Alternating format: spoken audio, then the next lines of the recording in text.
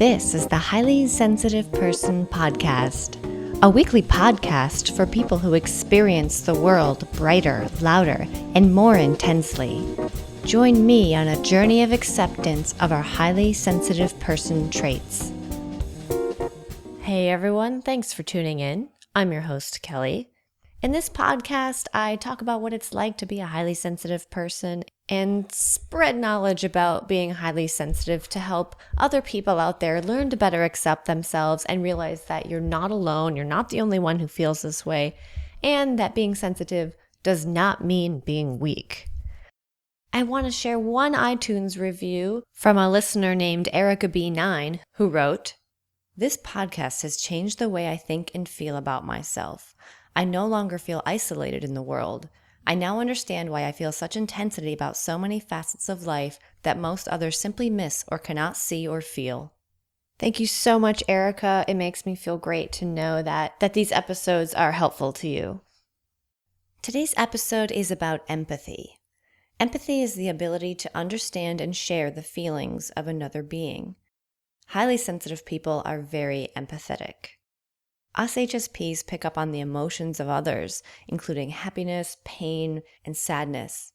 These feelings can stay with us and bother us more than they would other people. A lot of the emotional problems we suffer from are not our own. So let's talk about some science real quick. Earlier this year, Dr. Elaine Aron studied the brains of a bunch of people to see how they reacted to photos of people who looked happy, sad, or neutral. And some of the photos they were shown were of their spouses. What they found was that when the subjects were shown these different photos, highly sensitive people had more blood flow to the parts of their brain that are involved with awareness and emotion, particularly those areas connected with empathy when compared to people with low sensitivity. This is physical evidence within the brain that highly sensitive individuals respond especially strongly to social situations that trigger emotions, and in this case, of faces being happy or sad. This is evidence that feeling strong empathy is hardwired in our brains. I bet if you stop and think for a few minutes, you can probably recall countless examples of times that you felt empathy strongly. How about feeling empathy for a character on TV or in a movie? Or when a friend was telling you a story and you found yourself reacting more strongly than is socially acceptable. Or if you see a story in the news about violence or war and you think about what the victims are going through in detail, you may even imagine their daily lives and what their thoughts might be. There are tons of examples I could talk about, but one in particular popped into my head. Last year, I went to a Muay Thai match in Thailand. I'd never seen boxing of any kind in real life, so I wasn't sure how I would feel about it. And while watching the match, I found myself wondering about the guys who were fighting. There was one round where a bunch of guys got in the ring, and they were all blindfolded, stumbling around, swinging wildly as everyone in the crowd laughed and laughed. And sometimes their punches landed. It was funny, but I also felt bad for the guys because they were being laughed at. They were basically letting themselves get pummeled for entertainment. I thought things like, he looks like a nice guy. I hope they're getting paid a lot for this. Maybe it doesn't hurt as much as it looks like. Maybe it's actually fun for them too.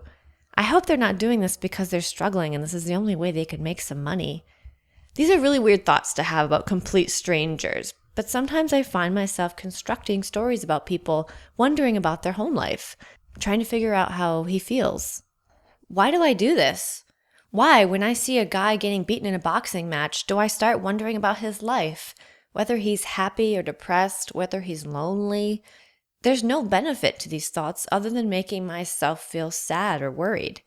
But I can't help but wonder and be curious about people. I don't want people to suffer, so if I suspect they could be, it bothers me and makes me feel sad inside. I guess that's what it is on a basic level. Some other examples popped into my head too. There's one that I hadn't really thought about in over 15 years, and it was interesting to examine it again through the lens of high sensitivity. When I was in high school, the father of a classmate died in a tragic plane crash. I wasn't close with his daughter, who was my classmate, but we were friendly. Everyone in the community was devastated by his death. I remember when I heard the news I went home that day and lied on my bed and sobbed until I couldn't breathe. I thought about so many scenarios. The moment the mother found out, when she thought about how was she going to tell her kids, the moment she told them, how they were all heartbroken together, the unspeakable raw pain. How could they even bear it? I thought of my classmate who lost her father, and I couldn't fathom her heartache. It made me hurt so much to think about it, and I kept thinking about it. And I wondered why no one else in my family, or even the other kids around me in school, seemed to be as bothered about it as I was. I felt like I didn't have the right to feel as strongly as I did. Why was I so upset about this? I wasn't that close to the family. Why was I so affected? I think it's because to me that my classmates' loss represented all loss. It represented the loss that I will have to face someday when someone close to me passes away. This is an example of a time I wished I could turn off my sensitivity and empathy. It made me act in ways that were not socially appropriate.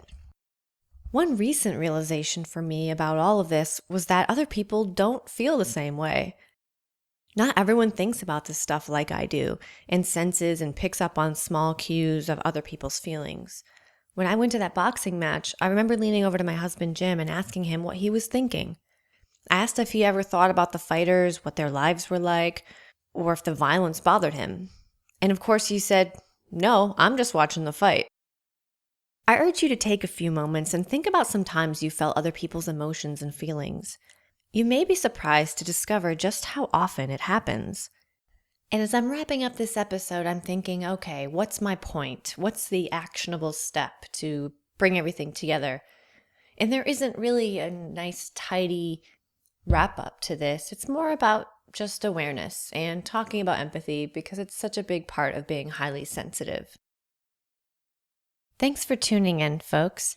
You can find the show notes at highlysensitiveperson.net/episode 14, the number 14.